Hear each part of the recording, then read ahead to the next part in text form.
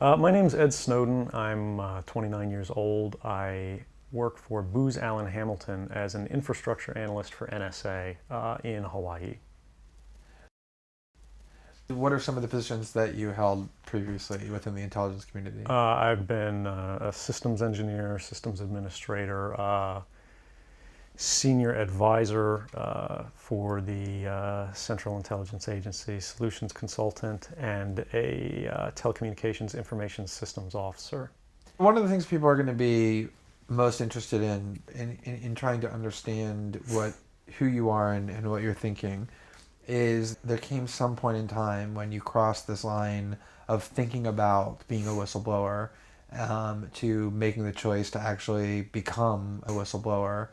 Walk people through that decision-making process. When you're in positions of privileged access, like a systems administrator for these sort of intelligence community agencies, you're exposed to a lot more information on a broader scale than the average employee. And because of that, you see things that may be disturbing, but over the course of a normal person's career, you'd only see one or two of these instances. When you see everything, you see them on a more frequent basis. And you recognize that some of these things are actually abuses. And when you talk to people about them, in a place like this where this is the normal state of business, people tend not to take them very seriously and move on from them. But over time, that awareness of wrongdoing sort of builds up, and you feel compelled to talk about it. And the more you talk about it, the more you're ignored, the more you're told it's not a problem. Until eventually you realize that these things need to be determined by the public, not by somebody who was simply hired by the government. Talk a little bit about how the American surveillance state actually functions. Does it target the actions of Americans? NSA and the intelligence community in general is focused on getting intelligence wherever it can by any means possible that it believes on the grounds of sort of a self-certification that they serve the national interest. Originally, we saw that focus very narrowly tailored as foreign intelligence gathered overseas. Now, increasingly, we see that it's happening domestically. And to do that, the NSA specifically, targets the communications of everyone. It ingests them by default. It collects them in its system, and it filters them, and it analyzes them, and it measures them, and it stores them for periods of time, simply because that's the easiest, most efficient, and most valuable way to achieve these ends. So while they may be intending to target someone associated with a foreign government or someone that they suspect of terrorism, they're collecting your communications to do so. Any analyst at any time can target anyone, any selector, anywhere. Where those communications will be picked up depends on the range of the sensor networks and the authorities that that analyst is empowered with. Not all analysts have the ability to target everything, but I, sitting at my desk, certainly had the authorities to wiretap anyone, from you or your accountant to a federal judge to even the president if I had a personal email. One of the extraordinary parts about this episode is that usually whistleblowers do what they do anonymously and take steps to remain anonymous for as long as they can, which they hope often is forever. You, on the other hand, have decided to do the opposite, which is to declare yourself openly as the person behind these disclosures. Why did you choose to do that? I think that the public is owed an explanation of the motivations behind the people who make these disclosures that are outside of the democratic model. When you are subverting the power of government, that's a fundamentally dangerous thing to democracy. And if you do that in secret consistently, as the government does when it wants to benefit from a secret action that it took, it'll kind of give its officials a mandate to go, hey, tell the press about this thing and that thing, so the public is on our side. But they rarely, if ever, do that when an abuse occurs. That falls to individual citizens, but they're typically maligned. It becomes a thing of these people are against the country, they're against the government. But I'm not. I'm no different from anybody else. I don't have special skills. I'm just another guy who sits there day to day in the office, watches what's happening, and goes, this is something that's not our place to decide. The public needs to decide whether these programs and policies are right or wrong. And I'm willing to go on the record to defend the authenticity of them and say, I didn't change these. I didn't modify the story. This is the truth. This is what's happening. You should decide whether we need to be doing this. Have you given thought to what it is that the U.S. government's response to your conduct is, in terms of what they might say about you, how they might try to depict you, what they might try to do to you? Yeah, I could be, rendered by the CIA. I could have people come after me, or any of their third-party partners. They work closely with a number of other nations. Or they could pay off the triads, or any of their agents or assets. We've got a CIA station just up the road in the consulate here in Hong Kong, and I'm sure they're going to be very busy for the next week. And that's a fear I'll live under for the rest of my life, however long that happens to be. You can't come forward against the world's most powerful intelligence agencies and be completely free from risk, because they're such powerful adversaries that no one can meaningfully oppose them. If they want to get you, they'll get you in time. But at the same time, you have to make a determination about what it is that's important to you. And if living unfreely but comfortably is something you're willing to accept, and I think many of us are, it's the human nature.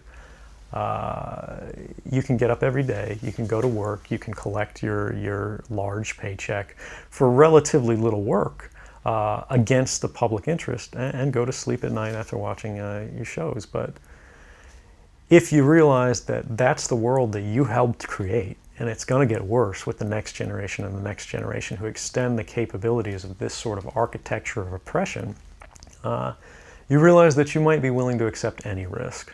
And it doesn't matter what the outcome is, so long as the public gets to make their own decisions about how that's applied. Why should people care about surveillance?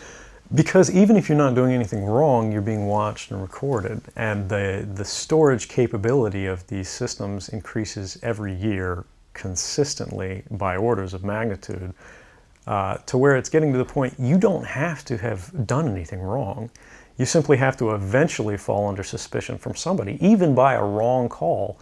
And then they can use the system to go back in time and scrutinize every decision you've ever made, every friend you've ever discussed something with, and attack you on that basis to sort of derive suspicion from an innocent life and paint anyone in the context of a wrongdoer. We are currently sitting in a room in Hong Kong, which is where we are because you've traveled here. Talk a little bit about why it is that you came here, and specifically there are going to be people who will speculate that what you really intend to do is to defect to the country that many see as the number one rival of the United States, which is China, and that what you're really doing is essentially seeking to aid an enemy of the United States with which you intend to seek asylum. Can you talk a little bit about that? Sure.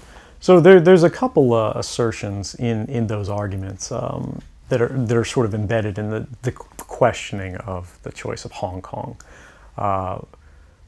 The first is that China is an enemy of the United States. It's not. I mean, there are conflicts between the United States government and the Chinese PRC government, but the peoples inherently, we don't care. We trade with each other freely. We're not at war. We're not in armed conflict, and we're not trying to be. We're the largest trading partners out there for each other.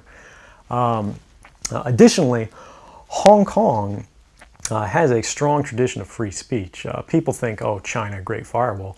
Mainland China does have significant restrictions on free speech, but the people of Hong Kong have a long tradition of protesting in the streets, of making their views known. The internet is not filtered here, no more so than any other Western government. And I believe that the Hong Kong government is actually independent in relation to a lot of other leading Western governments. If your motive had been to harm the United States and help its enemies, or if your motive had been personal material gain, were there things that you could have done with these documents to advance those goals that you didn't end up doing? Oh, absolutely. I mean, anybody in the positions of access with the technical capabilities that I had could, suck out secrets, pass them on the open market to Russia. They always have an open door, as we do. I had access to, the full rosters of everyone working at the NSA, the entire intelligence community, and undercover assets all around the world, the locations of every station we have, what their missions are, and so forth. If I had just wanted to harm the U.S., that you could shut down the surveillance system in an afternoon. But that's not my intention, and I think for anyone making that argument, they need to think, if they were in my position, and you live a privileged life, you're living in Hawaii in paradise and making a ton of money, what would it take to make you leave everything behind? The greatest fear that I have regarding the outcome for America of these disclosures is that nothing will change. People will see in the media all of these disclosures. They'll know the lengths that the government is going to grant themselves powers unilaterally to create greater control over American society and global society. But they won't be willing to take the risks necessarily to stand up and fight to change things, to force their representatives to actually take a stand in their interests. And the months ahead, the years ahead, it's only going to get worse until eventually there will be a time where policies will change, because the only thing that restricts the activities of the surveillance state are policy. Even our agreements with other sovereign governments, we consider that to be a stipulation of policy rather than a stipulation of law. And because of that, a new leader will be elected. They'll flip the switch, say that because of the crisis, because of the dangers that we face in the world, some new and unpredicted threat, we need more authority, we need more power, and there will be nothing the people can do at that point to oppose it, and it'll be turnkey tyranny.